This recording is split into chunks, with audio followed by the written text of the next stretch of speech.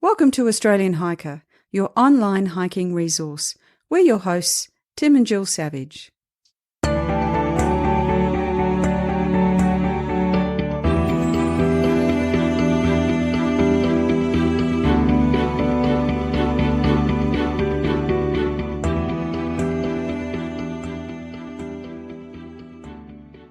This is episode 120 of the Australian Hiker podcast, and in this week's episode, we're going to look at choosing a campsite. Now, I've been hiking and camping for many, many years, and in most cases, my memories are positive ones that consisted of some amazing scenery and some shared experiences with friends and family. On the other end of the scale, I also have some negative experiences.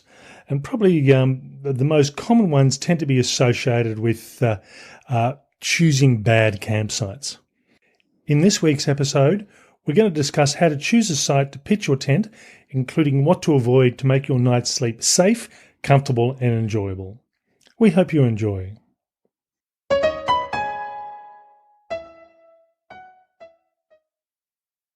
So the first thing we're going to do is look at the need to book ahead. And this is one of the things that I think surprises us quite a bit when we are out hiking, and particularly when, there are arrangements that are in place for booking campsites on websites through national parks and various other facilities, and you can tell how many people are going to be there on the night, and you've booked and you know that no one else is going to be there and 5 other tents turn up, which probably tells you that they didn't book, but there are lots of really good reasons why that's important.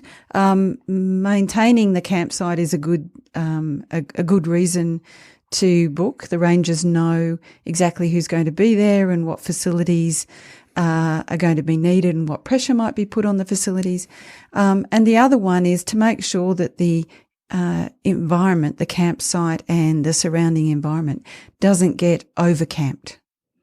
Yeah, I think from our perspective, one of the sites that we use, particularly in relation to our local area, is the Northern Campground on the just on the northern ACT border, which houses Canberra. And as Jill said, it's not unusual for people to turn up there and you think, why are there people here when the online system said there was going to be nobody else? So, it really, for me, it's a $6 camping fee. It's not a big fee. It pays for someone to come out and clean the toilets and to put new toilet paper in there and to make sure everything's right with the campground. So, yeah, I do wonder whether or not people realise the need to book. And sometimes there's a need to book, but there's no fee. So I think people probably figure what's the point with all of that. But really it's about managing load, I think. And certainly on longer distance trails, things like the Overland Track in Tasmania as an example, there is a fee to book to pay for the trip, which covers basically your camping as part of that. And one of the reasons they actually put that in place, or the final reason they put that in place, we talked to the hut warden who was down there when we did our trip, and they said they had 200 people turn up to the first campsite on one night. And this is a shelter that can sleep 24 people at a squeeze. And the surrounding area just physically wouldn't be able to cope with that many people, and the area would have ended up being trashed. So it's to help maintain the area and to provide good facilities and an enjoyable hike for people, not really as a money spinner as such. Now, the next consideration is the trail rules.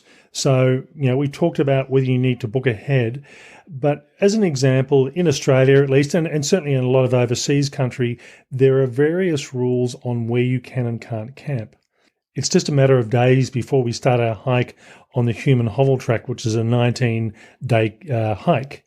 And there are 17 campsites on that hike that have been provided. But you are actually allowed to camp in between those campsites, providing you're not on private land, and there are a couple of areas where you're not allowed to camp. But in most cases, if you choose to camp in between those campsites, you're fine. On the other hand, I did the Bibbulmun Track last year, and the regulations for national parks prohibit camping away from dedicated campsites.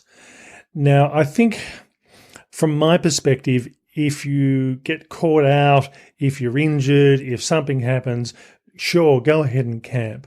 But it's best not to plow through and plan on camping in between those sites because potentially you run the risk of damaging the bush and the track itself if people put up too many tents in the wrong spot.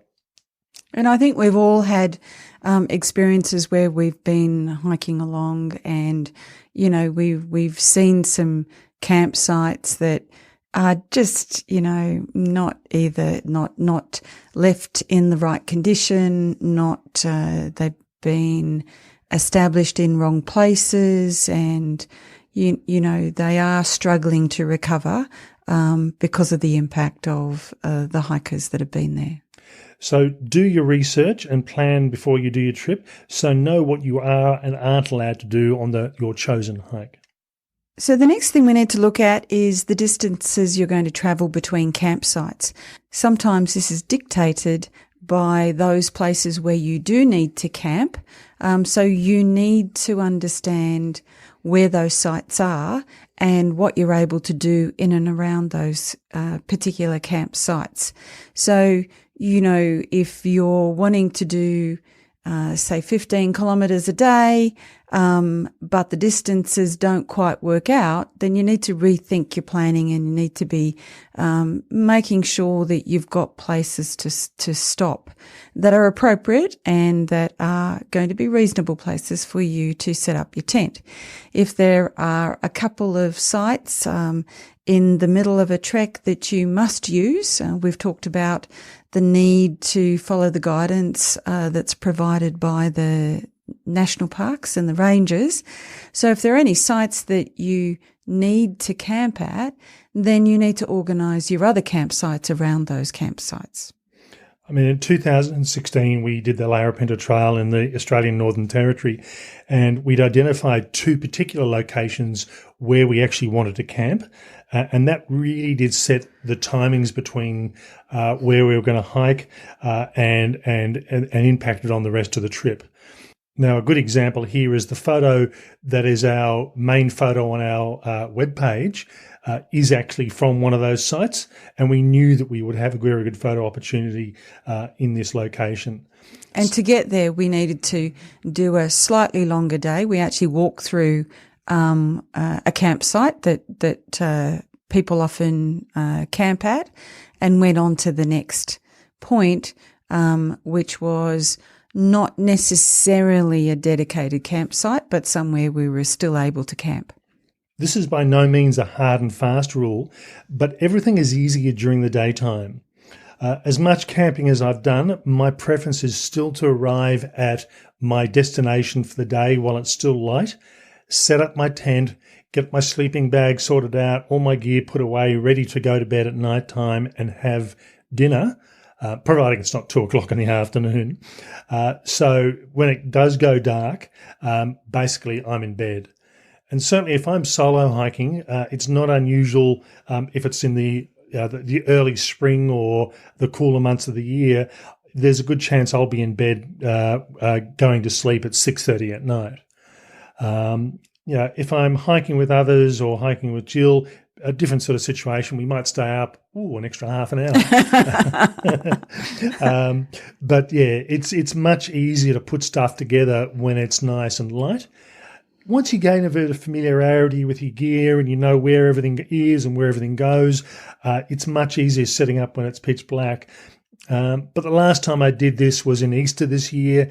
And again, even though I was very familiar with my tent and my equipment, putting up a tent in pitch black, which is what I end up doing, isn't my preference. I think the other thing is it also, presumably you started reasonably early in the morning. It makes for a very long day. And, one of the things that we sometimes need to remember is this is supposed to be fun.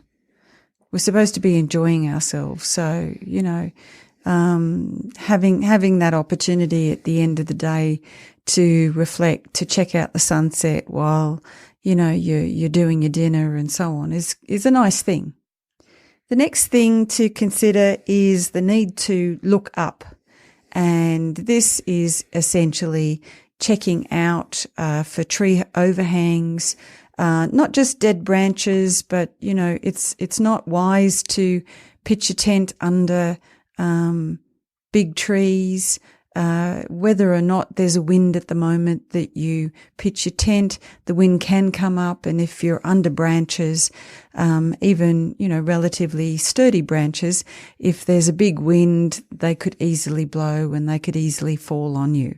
So, there's always the preference to pitch your tent in a more open space, away from trees, but you also want to have a bit of shelter as well. So that's kind of the challenge, I guess, you have.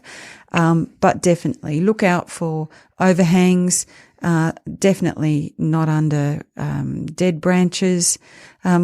We had a moment camping a few years ago where we were in a reasonably good spot, relatively clear. We were near trees. The wind came up and all night we just kept hearing cracking branches and, tree fall. And it was a pretty scary time. I think we were well away from those particular trees and branches, but it sounded as if they were almost right next to the tent. It was a pretty fearsome time. Apart from tree branches as well, things like northern New South Wales into southern Queensland, you get the big bunya pines, and they've got seed cones that weigh 10 to 15 pounds comfortably. Having one of those fall on your tent during the middle of the night time is not going to be a very pleasant sort of experience. So, it's not just branches, it's what else can fall out of the trees. In addition to looking up, from a negative perspective, there's also things that can sort of make or create a bit of a good environment for you. So where's the direction of sunset and sunrise? We've done hikes in the past where we've woken up because we've been in the shade of a valley. It's been dark, not dark, and there's been no direct sunlight on the tent until after we actually left for the day, and you end up with a wet, soggy sort of tent that you've got to try and dry out during the daytime. Yeah, it's a bit hard to convince yourself to get up out of that warm sleeping bag too when, it's like that. It's much better when the sun's shining on your tent and you've got a little bit of an inducement to get up and out. And this was an example we actually had on our hike earlier this year when we did the main range walk. In hindsight, once we've now done it, and if we did it again, we would have camped over the other side of the valley. It was a better campsite, would have made for a better walk for the day, or for the morning at least. And it would have means by the time we got back to our tent, it would have been dry because it would have been in sun for a number of hours. And the sun would have woken us up and prompted us to get up. Hindsight's a great thing, isn't it? It is. The opposite also applies, look down. And this consideration covers a multitude of sins. Are you about to put your tent on top of an animal hole? Or for that matter, a spider hole? I was talking to a hiker last year who did the Australian Alps walking track and somehow managed to put her tent on top of a female funnel web spider who wasn't very happy about having the tent put on top of her hole.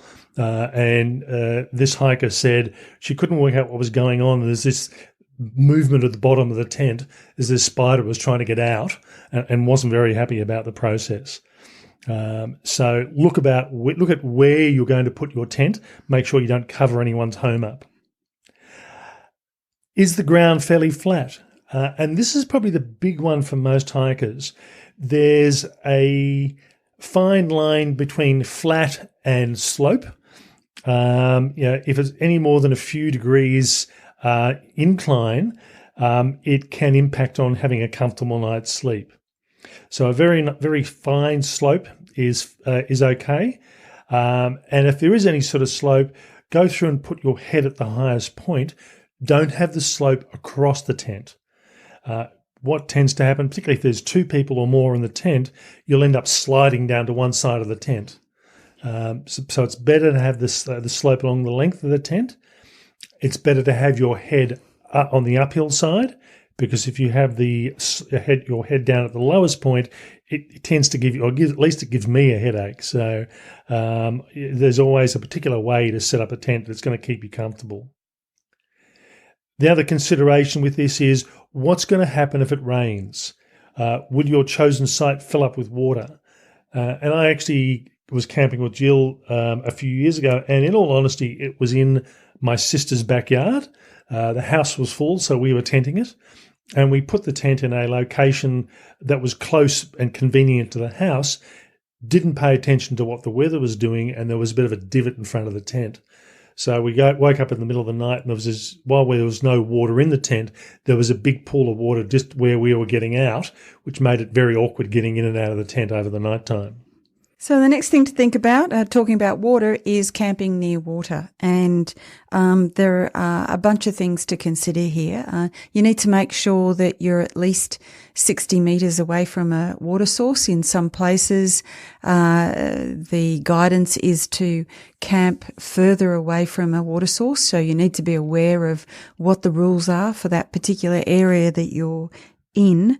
You also need to, think about what's going to happen to that water source if there is a lot of rain, for example. We've just talked about that. And, it might even be near a beach. So, funnily enough, the tide does come in.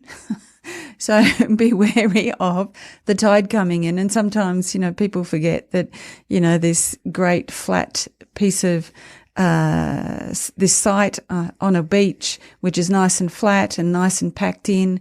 There's probably a reason why it's packed in, and that's because the water was there at some point in time. So it might come back. The other thing that we find, particularly in Australia and in Central Australia, is people like camping in riverbeds, and it's a much softer part of many tracks to camp in a riverbed. But when there's rain in the distance, that river can fill up pretty quickly, and you don't always know that it's happening, and it can be quite dangerous. So something to really be mindful of. It doesn't necessarily have to be raining where you are for there to be a flash flood. Choose a site that's durable. And now durable is one of those funny sort of terms, but in regard to setting up a tent, durability means it's something that's not going to destroy the natural environment. Think about having one or two people in what amounts to a piece of plastic, and you're sleeping inside this, pressing down on the ground that's below you. Particularly with the alpine environments, and this is worldwide, alpine environments tend to be very sensitive, and they don't take a lot of wear. They tend to be very slow growing. So try and choose a site that people have used in the past. But if you don't have a choice, look at where you are going to set up your tent and making sure it's not going to be on top of a big patch of wildflowers or what looks like a fairly sensitive sort of area. And there's a saying that applies here: the best campsites are those that are found and not made. So the next thing we're going to talk about is sheltering from the wind. Now, this is a little bit of an interesting one, having talked about camping away from trees so that you don't end up with a branch falling on your tent in the middle of the night. So it's a good idea to set up in an open area away from vegetation. But the problem with that is that you can sometimes end up in a wind tunnel. And so there's a tension there, a balance that you need to find between a sheltered spot and a spot that's sufficiently open that you won't get tree fall. If you do need to camp in an area that is quite windy, then what you need to do is present the smallest part of the tent towards the wind, facing the wind. And so that will create so that will ensure that the wind is guided around the tent rather than if you face the largest part of the tent towards the wind, then you'll end up with a lot of buffeting. Not always possible, and particularly when the wind is blowing from all different directions. Yeah, sometimes it can be, where's the wind coming from? I don't know. You've just got to choose the best direction or the best location you can. And then this creates a bit of tension that the best direction from a wind perspective set up the tent may not be the best direction as far as the slope's concerned. So again, it can end up being a bit of a compromise here of trying to get the best all-round site that's going to suit the most things. One thing I would say here is I tend to try and travel as lightweight as I possibly can. And with a lot of ultralight tents, they come with very small tent pegs. And typically these tent pegs don't cope with strong winds. So if you know you're going to be going to an area where the winds are going to be strong, you're camping on an open grassy plain and you know the wind's going to come up, look at your tent peg selection, maybe change out your tent pegs for something that's a bit more robust that will hold onto the ground fairly well, particularly in windy conditions. Yeah, I think that's important because it's about understanding the environment that you're going to be travelling through. And on windy conditions, you will typically use every guy rope on the tent, whereas you may not do that on a night that's nice and still. One comment I would make here is we've just mentioned the Larapinta Trail earlier on, and when we did do it, the first night we camped there, we looked up, we avoided the large dead branch that was hanging over the middle of the campsite. In fact, the whole tree was dead, so there was no way we were going to camp underneath it.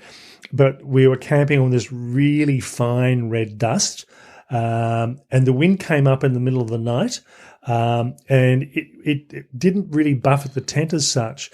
But we woke up the next morning and the entire inside of the tent, including us, was covered in this fine red dust. And it took weeks to get rid of this dust out of all the gear. So in a hindsight for us, we would have gone and camped slightly further away, not in the dry riverbed, but certainly in the sandy area that was adjacent to it, would have given us a better option on that night. And that was certainly a learning experience for us. Now, if you're camping in groups, and this is something that Jill and I don't tend to do that often, I'm either hiking by myself or I'm camping with Jill. Group camping is pretty rare. But if you are camping in groups, you want to provide a bit of distance without necessarily taking up the entire location. So when I'm tired, I snore, so I don't want to impact on other people's sleep. But having said that, I don't want to hear other people snoring either. So, being realistic, if someone's snoring loudly enough, probably 15 to 20 metres away is probably not an unrealistic sort of distance to get a good night's sleep. And I think, it's good to have a bit of privacy. I will often tend to get up very early in the morning. Again, when I'm solo hiking, it's not unusual for me to getting up when it's pitch black. I'll normally time it so I just start walking when it's sunrise or just after. It may mean that I'm getting up at 5 o'clock and starting to pack away my gear and have breakfast. And again, having a bit of distance allows me to do this without impacting on other people's experience. I think the other thing is, for some reason, when you're the only ones up early in the morning, any noise, the slightest noise that you make, just seems to carry and, it seems to be 5 times louder than normal. And you're sure that you're waking everybody else up. There's this echo that goes on. Okay, so as a final word on this, when choosing a suitable site for your tent, nothing beats hard-earned experience. But if you're new to camping and hiking, it is a learning experience. And really what it comes down to is judgment. Have a look, do your planning before you go. Have a look at the site when you get there and think, is this going to be a suitable site? Is this a site that I would like to camp in? It's not going to cause any problems with the environment. And take a few minutes to look around. If you think, I'm really not sure, it's not looking good, maybe move on. And I've had camps where people have failed to bury their toilet paper and I thought there is no way that I'm camping in this area. It really wasn't a pleasant area. It was late in the season for this particular trail, and we ended up hiking and moving on around about 3 or 4 kilometres before we could find the next suitable campsite. But it was the best option at the time for the trail we were doing. Yeah, and we do tend to spend a bit of time, even when we've found the right spot, we do spend a bit of time looking around, and we probably look as if we're a bit, dazed and a bit disorganised. But, we're at the campsite. We just now need to find the square patch of ground where we're physically going to put the tent up, and we will take a bit of time with that. And as a final comment on this, I'd say when you break camp in the morning and pack all your gear away, really you shouldn't be able to tell that there's ever been anyone there. You want to leave the campsite as pristine as you possibly can. Maybe it's dry and the rest of the area is wet, but apart from that, that should be the only difference. And that means hopefully that someone else or everyone else will do the same thing for you. So you'll turn up to a campsite and it's looking nice and pristine, and it's an enjoyable experience for you as well.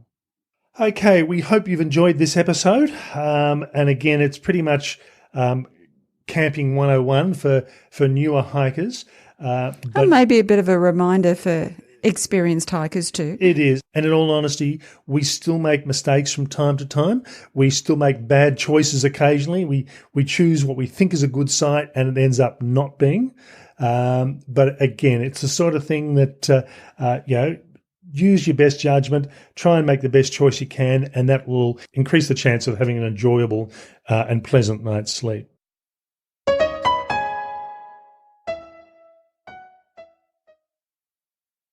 In next week's episode, we will have actually started our through hike on the Human Hovel Track, so 426 kilometres between Yass and Albury. And we're going to be podcasting and blogging from the trail as we go. Our release of our podcasts may be a bit erratic, depending on when we can actually get data signal. I know there's good phone signal on the track, but getting enough signal to actually get good internet signal to upload and download audio files is a slightly different beast. So we'll try and be as regular as we possibly can, and you'll get to hear firsthand how our planned 19-day trip on one of Australia's lesser-known long-distance trails goes. So we hope you enjoy that experience. That's all from me. Bye for now. And bye from me.